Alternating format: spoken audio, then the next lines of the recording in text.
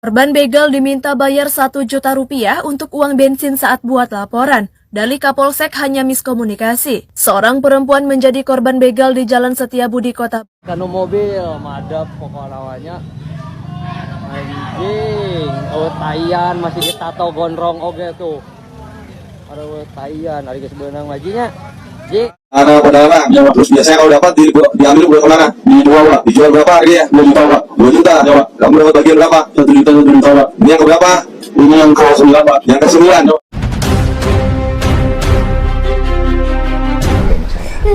Ya semangat. Hah? Ya, semangat. Begal itu salah satu penyebabnya adalah menurut saya beredarnya obat tramadol. Dan tramadol ini yang sangat beredar masif di seluruh daerah. Terkait dengan kebijakan Gubernur Jawa Barat yang mengadakan sayembara bagi masyarakat yang bisa menangkap pelaku begal atau pelaku curanmor. Sebagai orang Lampung, tentu saya tidak nyaman mendengar pernyataan bahwa banyak pelaku begal berasal dari Lampung. Namun, daripada kita sibuk membantah dan tersinggung, mungkin viral KDM menyebutkan di Jawa Barat banyak ketangkep itu jaringannya kebanyakan dari Lampung. Jadi kita sikapi dengan bijak, dengan baik aja. Mungkin ini teguran buat kita semua, jadi kita harus sama-sama menjaga nama baik Lampung. Guys, jumpa lagi dengan saya Hadi Purwanto guys. Berita yang masih viral guys ya, yang hari-hari ini begal di Jawa Barat masih belum sepenuhnya usai guys. Namun ada kabar yang lebih mencengangkan guys ya, tidak ada hujan, tidak ada panas. Ya mungkin kamu masih kenal dengan tokoh politik PDIP yang bernama Pak Ono Surono guys ya. Tiba-tiba beliau mendukung KDM guys. Ada apakah guys? Apakah ini benar-benar tulus dari hatinya? Apa memang ada maksud di balik semuanya guys? Mari kita saksikan dulu guys terkait peristiwa begal di Jawa Barat guys. Let's go guys. Korban begal diminta bayar 1 juta rupiah untuk uang bensin saat buat laporan. Dali Kapolsek hanya miskomunikasi. Seorang perempuan menjadi korban begal di Jalan Setiabudi Kota Bandung. Namun selain menjadi korban, perempuan tersebut juga ternyata dimintai sejumlah uang dari petugas saat membuat laporan pengaduan. Perempuan bernama Mutiara Islamiati Putri 23 tahun ini mengaku telah menjadi korban begal di sekitar area Secapa Ade Jumat malam. Setelah sepeda motor yang dikendarainya dirampas, ia melaporkan itu ke aparat kepolisian. Beberapa hari kemudian, ia mengaku melihat-lihat marketplace dan mendapati sepeda motornya yang telah dibegal tengah dijual. Sebab terdapat sejumlah lecet di sepeda motor miliknya yang sama dengan sepeda motor yang dijual di marketplace. Ia pun langsung segera melaporkan itu ke pihak kepolisian. Saat hendak meninggalkan Polsek Sukasari, korban mengaku diminta sejumlah uang oleh oknum polisi untuk uang bensin. Petugas pun hendak berangkat untuk mencari pelaku. Namun, Mutiara menyebut petugas meminta sejumlah uang untuk makan dan bensin kendaraan. Ia pun kaget karena petugas meminta lebih yaitu 1 juta rupiah dan akan langsung berangkat mencari pelaku. Namun karena ia tidak memiliki uang 1 juta rupiah, rencana keberangkatan mencari pelaku ke Garut ditunda. Kapolsek Sukasari Kompol M. Darmawan membenarkan oknum polisi yang menerima laporan adalah anggotanya. Dia mengatakan telah terjadi miskomunikasi antara anggota Polsek Sukasari dengan korban. Terkait permintaan sejumlah uang yang dilayangkan oleh petugas kepada korban, justru dinilai hanya terdapat salah komunikasi oleh pihak kepolisian. Ia menegaskan petugas di lapangan tidak meminta uang sepeser pun kepada korban hingga saat ini. Darmawan menilai terdapat komunikasi yang keliru antara kedua belah pihak. Ia menyebut Propam Polrestabes Bandung saat ini tengah meminta klarifikasi kepada petugas yang bersangkutan. Ia mengaku akan segera memberikan perkembangan terbaru terkait hal tersebut. Sementara itu, Kapolrestabes Bandung Kombes Pol Budi Sartono justru membantah pernyataan awal dari Kapolsek Sukasari. Hasil pemeriksaan Paminal, kata Kapolresta terbukti yang bersangkutan meminta uang operasional untuk mencari motor yang hilang. Dia menyebutkan saat ini US dalam pengamanan, sementara ia akan segera dilakukan sidang disiplin. Diketahui oknum polisi tersebut adalah Aibtu US. Budi melanjutkan akan memberikan hukuman tegas apabila ada anggotanya yang terbukti meminta uang saat memberikan pelayanan ke masyarakat. Meskipun US belum menerima uang, namun sanksi akan tetap diberikan. Sementara akhir kasus pembegalan ini, polisi akhirnya menyerahkan kembali motor metik berwarna hitam kepada korban. di Mapolrestabes Bandung Jalan Jawa Kota Bandung Rabu 27 September 2023. Korban mengaku senang lantaran motor yang sempat dicuri itu sudah ditemukan kembali. Dia pun berharap para korban begal tak ragu untuk melapor ke polisi bila menjadi korban kejahatan. Motor korban, kata Darmawan, sempat dijual oleh pelaku kepada seorang berinisial FH senilai 6,4 juta rupiah. Kini identitas pelaku pembegalan sudah dikantongi oleh polisi dan terlacak berada di wilayah Lampung. Nah, jadi demikian guys ya, ada juga oknum-oknum polisi yang tercatat sebagai penyelewengan gitu guys ya. Ketika dimintai, dia minta ya dana gitu guys ya. Seperti itulah guys pelaku dari sebagian oknum polisi guys. Kanu mobil madat pokok lawannya. Anjing, taian masih ditato gondrong oge tuh. Aduh taian, hari sebenang majinya. Ji, coba ribu geus ngeremah. Nah, ini salah satu begal yang telah dicekal oleh pihak Polsek guys ya. Genah anjing.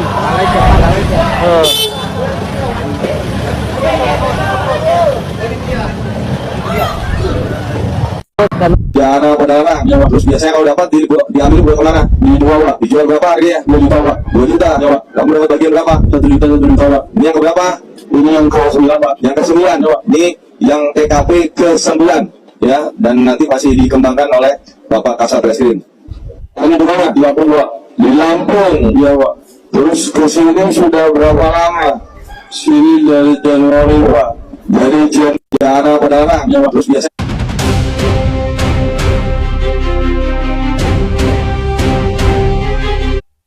Nah, ini ada lagi guys, kemarin ada salah satu warga Jawa Barat yang suaminya terbunuh oleh begal guys ya. Kambingnya dibawa kabur oleh sang begal guys.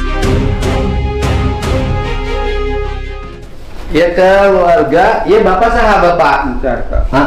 Rumahnya di mana? Awilarangan. Di Awilarangan. Awilarangan tuh mana? Pasir Bungur. Masalah yang dialaminya apa? Di begal. Di Situ Bau. waktu itu bapak bawa apa? Bawa kambing. Jam berapa sampai ke kebun tebu? Sekitar jam 3 lewat Sore. subuh. Oh, bapak subuh. Kata bapak jam 3 waktu ngambil domba dari kandang bukan? Ya jam 3 lewat dari kandangnya. Kan bapak teh orang Sunda. Iya. Nitih wanci nu mustari ninggang mangsa nu utama, apalagi tukang dagang ada hitungannya. Tidak boleh bawa domba hari apa, tidak boleh bawa domba dari kandang jam berapa. Lain wayah, lain wanci. Ditegat apa langsung digebuk bapak? Langsung dipukul. Yang dipukul apa? Kepalanya kena. Enggak, bapak waktu itu berdua aja. Ada motor lewat nggak? Motor lewat ada. Terus? Nggak ada yang respon, pada takut. Jadi bapak itu sebenarnya orang lewat ada. Mobil lewat ada, motor lewat ada, tapi tidak ada satupun yang berhenti. Iya. Korban itu siapa namanya? Suhendra. Almarhum itu meninggalnya kapan? Meninggalnya begitu dibawa ke rumah sakit. Meninggalnya itu karena luka di kepala yang parah. Kena pembuluh darahnya kata dokter. Meninggalkan anak berapa? 2. Umur berapa yang bayi? 1 tahun. 1 tahun. Ini umur berapa? 7 tahun. Sekolah. Ibu kerja apa? Pabrik pak. Oh, ibu kerja di pabrik. Iya. Iya, artinya punya gaji bulanan ya. UMK. Sebelum peristiwa ini suaminya ke ibu pernah cerita apa? Nggak ada tanda-tanda. Cuman kata saya tuh jangan keluar, tau udah malam gitu. Kan berangkat. Dia tuh udah sholat, udah tahajud pak. Terus berangkat. Oh, suaminya tuh tahajud dulu. Iya. Hebat. Dari sisi dunia menyedihkan dan menyakitkan, tapi dari sisi suami ibu itu adalah kebahagiaan.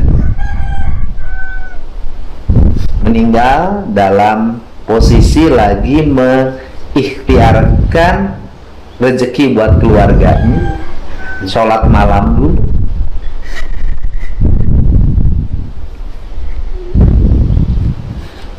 Ini patah tulang bapak diobatin di mana? Di itu patah tulang pijit. di Ciberes. Enggak di Merawak. Ada ahlinya, ini bisa sembuh lagi. Ya, ambil bisa sembuh lagi. Saya minta keadilan Pak biar cepat diproses. Oh iya, jadi ibu datang ke saya itu ingin agar pelakunya cepat tertangkap. Tangkap. Ini bapak, bekal bapak selama ini, selama berobat kan bapak selama ini kan nggak usaha, ya kan? Nggak usaha kan hidup harus tetap jalan. Ibu semangat, kan anak yang satunya udah sekolah sama saya. Udah semangat. Salam ke bapak. Sini kamu sekolah nanti sama saya. Ya semangat. Udah semangat.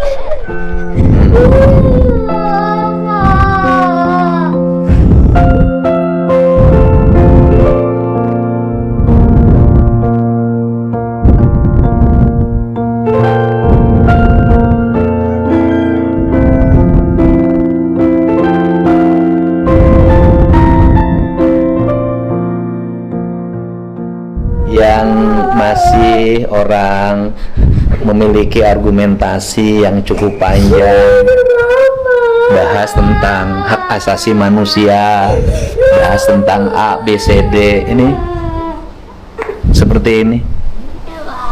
Nih lihat,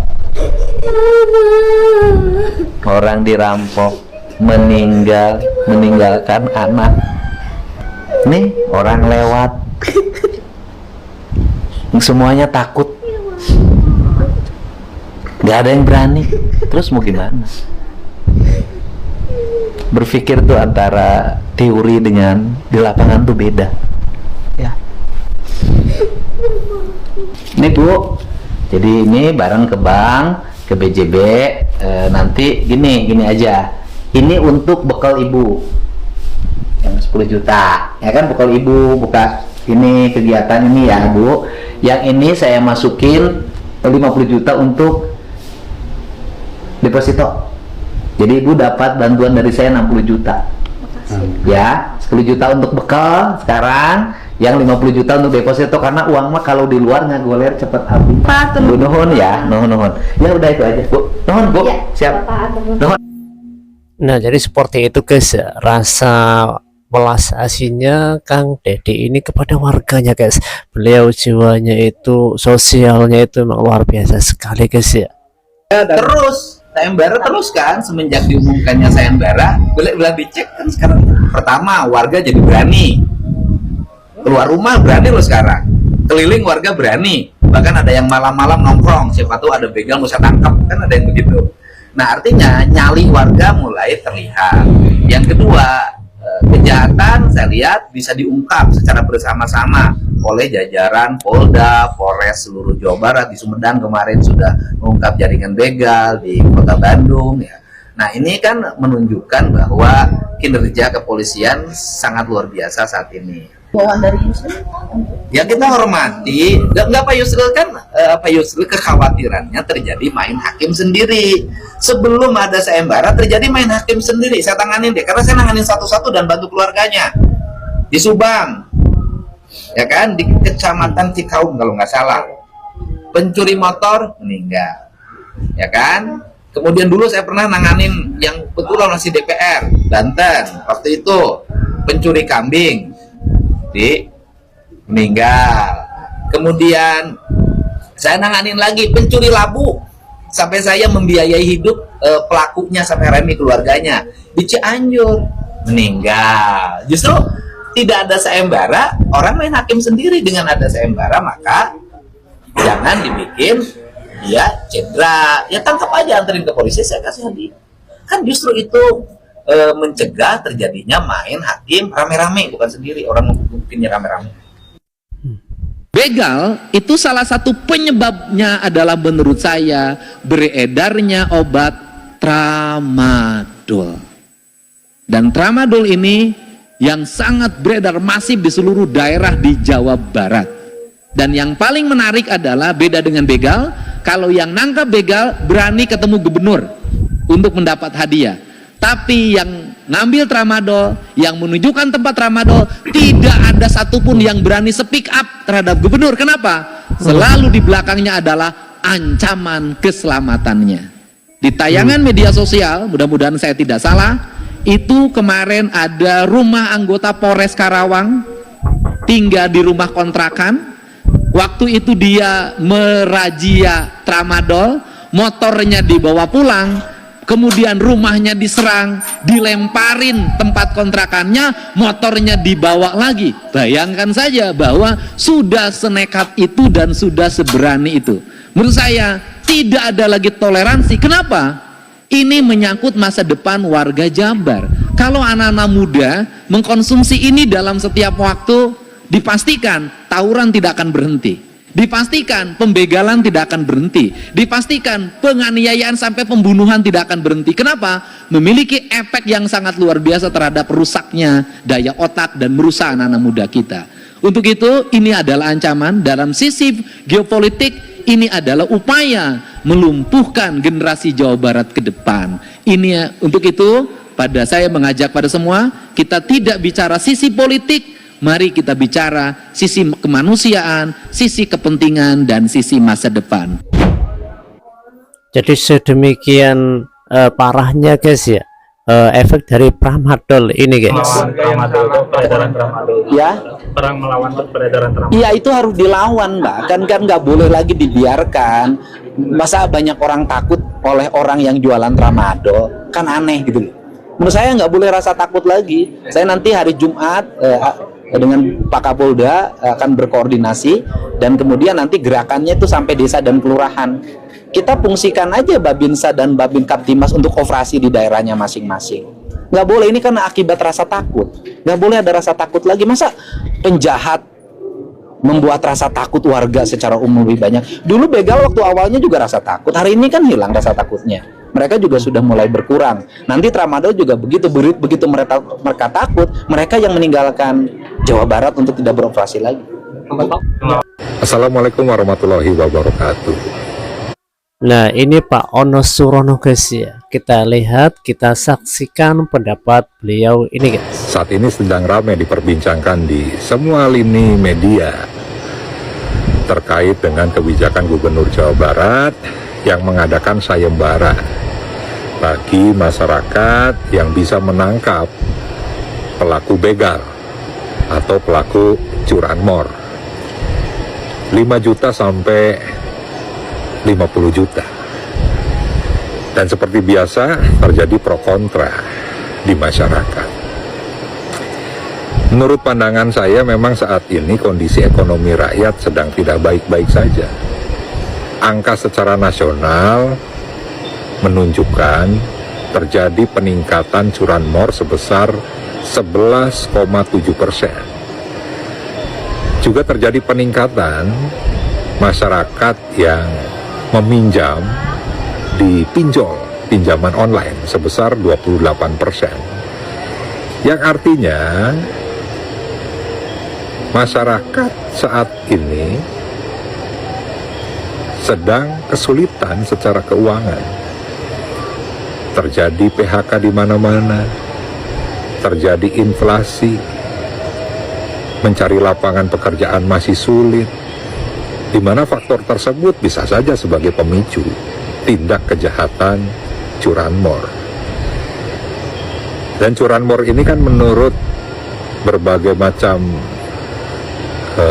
literasi kejahatan yang mudah dilakukan. Nah, sehingga tentunya kebijakan Gubernur Jawa Barat tersebut ya, dari sisi positifnya, maka Gubernur mengajak kepada masyarakat untuk berperan serta. Istilahnya bagaimana sistem keamanan semesta itu bisa dijalankan. Selain aparat penegak hukum, maka masyarakat dilibatkan, dan ini sangat baik. Masyarakat mulai untuk melaksanakan siskamling di wilayahnya masing-masing secara rutin, memastikan kondisi wilayahnya aman dari pelaku tindak kejahatan.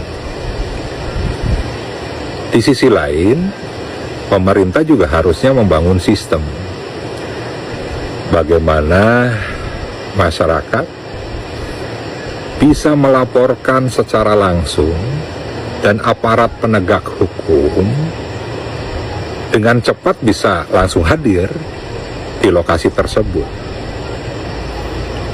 baik melalui WA, melalui telepon, melalui media sosial, atau bahkan misalnya menghidupkan kembali pola yang dulu pakai kentongan.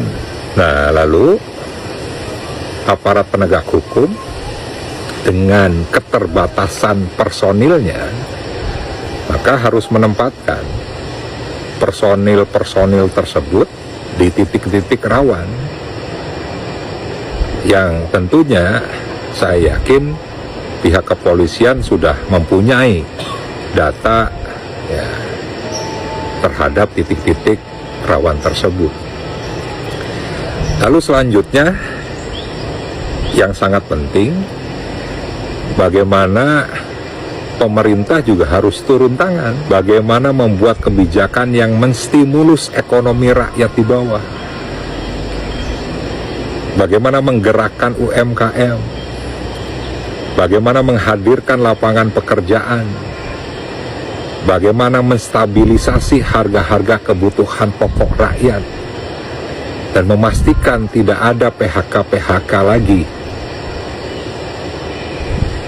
Kemudian memaksimalkan program-program jaring pengaman sosial, melakukan mitigasi terhadap masyarakat di wilayah yang paling bawah, di tingkat RT, tingkat RW, tingkat desa kelurahan. Saya yakin ketua-ketua RT, RW, kepala desa, kepala kelurahan bisa melakukan itu.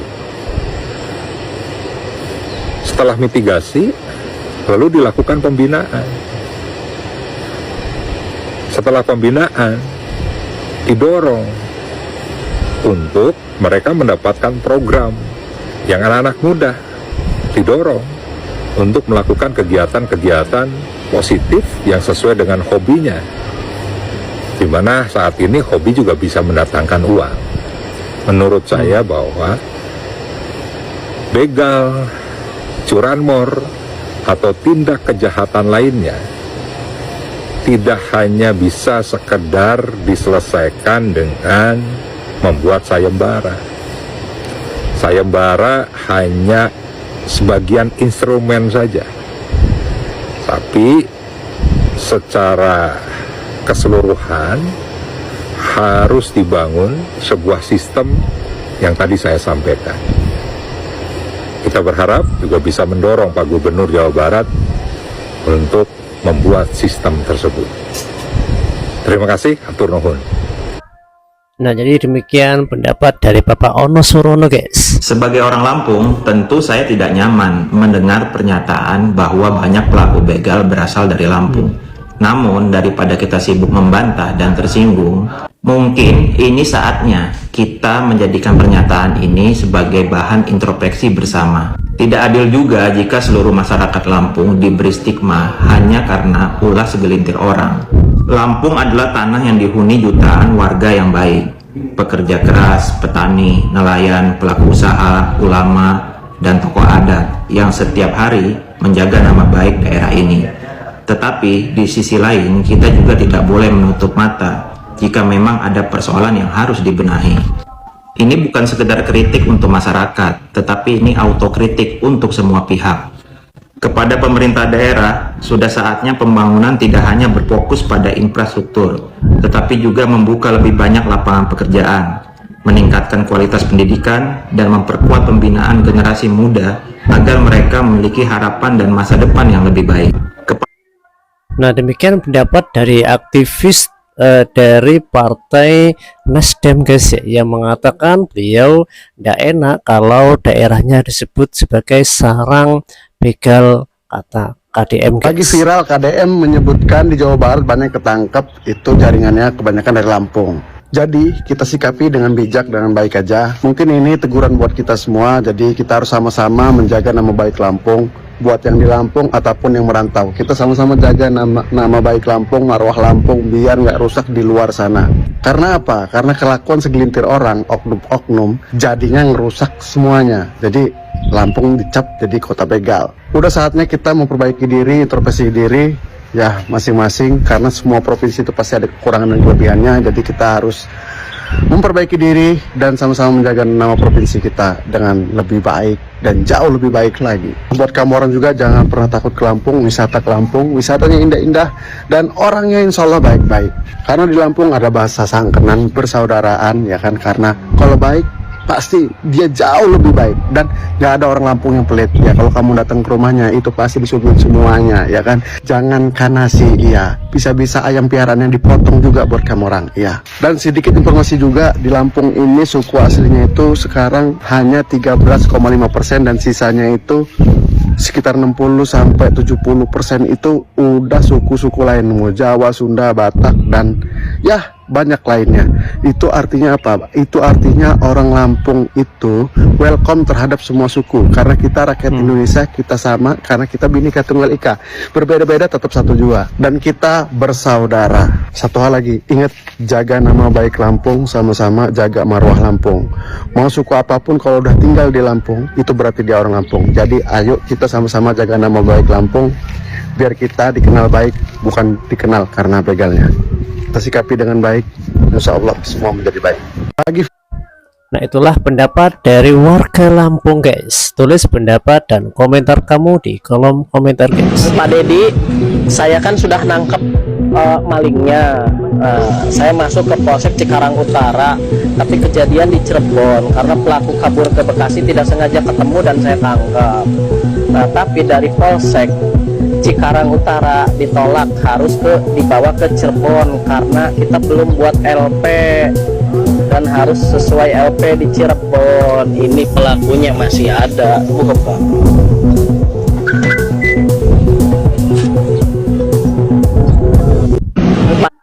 Nah, itu keluhan atau pengaduan warga yang telah berhasil menangkap begal di Jawa Barat, guys. Dan yang terakhir, ini kami mohon dukungan seluruh anggota DPRD Provinsi Jawa Barat adalah persoalan kejahatan begal.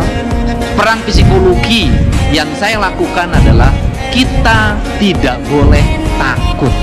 Tidak boleh ada orang yang seperti membuka ruang para begal ini untuk terus eksis. Tidak boleh juga kita ini menganggap remeh, dan tidak boleh juga begal dikaitkan hanya melulu urusan ekonomi. Kenapa?